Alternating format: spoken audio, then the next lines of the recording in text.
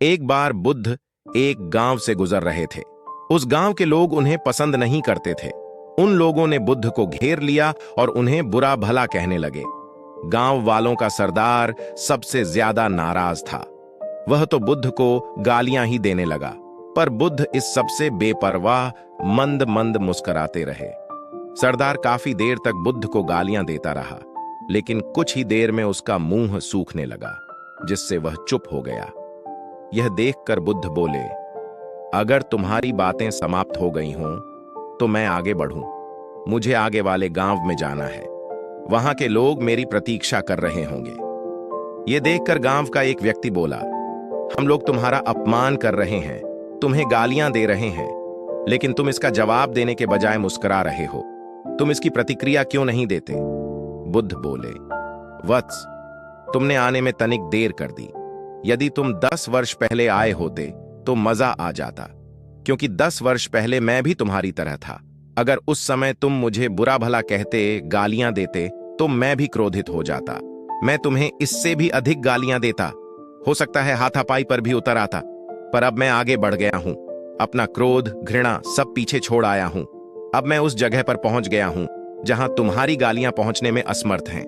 तुमने मुझे गालियां दी, यह तुम्हारी भावना है, लेकिन तुम्हारी यह भावना मुझ तक पहुंच ही नहीं रही। मैं इससे आवेशित तभी होऊंगा जब मैं इसमें भागीदार हो जाऊंगा, जब मैं इन्हें स्वीकार कर लूंगा। लेकिन मैं तो तुम्हारी इस क्रिया से निरपेक्ष हूं, इससे बहुत दूर हूं, इसलिए मैं अब भी पहले की तरह शांत हूं। यह सुनकर सरदार बोला, अरे ऐसे कैसे? मैंने तो तुम्हें गालियां दी हैं और वो पूरे गांव वालों के सामने दी हैं।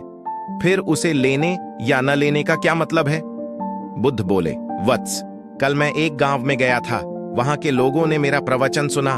वे बहुत प्रसन्न हुए। गांव का मुखिया मेरे लिए मिठाई लेकर आया और उसे खाने का आग्रह करने लगा। मैंने कहा कि मेरा पेट भरा हुआ है, इसलिए मैं इसे ग्रहण नहीं कर सकता।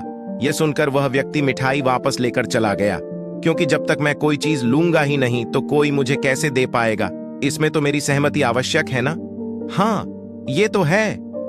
एक व्यक्ति ने बुद्ध का समर्थन किया। बुद्ध ने पुनः पूछा, जब मैंने मिठाई लेने से मना कर दिया तो उन लोगों ने उसका क्या किया होगा? उन्होंने मिठाई अपने घर वालों में बांट दी होगी। एक व्यक्ति ने जवाब दिया। बुद्ध ने कहा, ठीक कहा तुमने। उस मिठाई की तरह ही तुम मेरे लिए गालियां लेकर आए हो और चाहते हो कि मैं इन्हें ग्रहण कर लूं।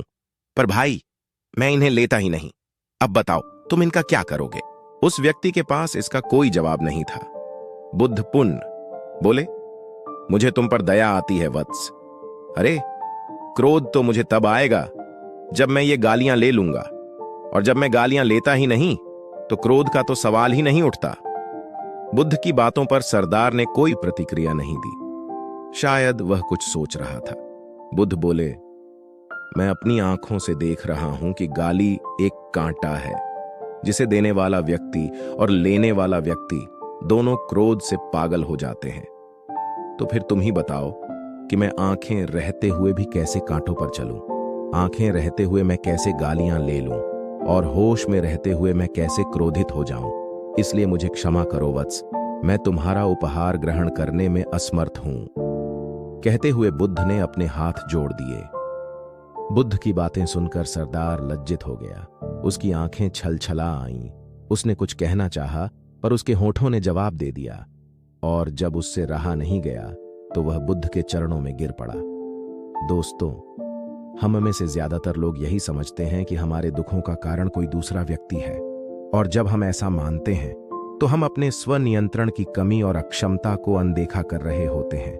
वास्तव में ये हम पर निर्भर करता है कि हम दूसरों के द्वारा प्रदान की गई नकारात्मकता को स्वीकार करते हैं या नहीं। अगर हम नकारात्मकता को स्वीकार करते हैं तो हम अपने पैरों पर कुल्हाड़ी मारते हैं, और जब हम उसे अस्वीकार कर देते हैं तो घृणा, क्रोध, हिंसा हर किसी से मुक्त हो जाते हैं।